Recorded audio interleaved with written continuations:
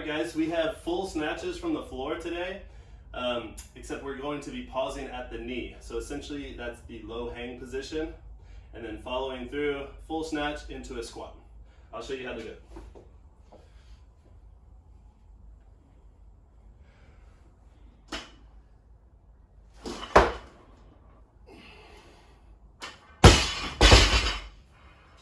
So make sure to get a good pause at the knee, then follow through, big explosion at the hip, vertical, and then punch into that squat. So we'll be building up to a heavy single for the day, and going heavy, you might occasionally miss one. So I want to talk about real quick how to bail out of a snatch that's not in the right position. So just so happens if it's forward or if it's too far back, all you want to do is just get out of the way of the bar, let it fall on the ground. That's what the bumpers are for.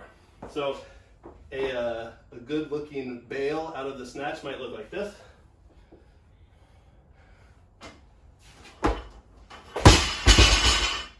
Just jump out of the way, whichever way it's going, go in the opposite direction. All right guys.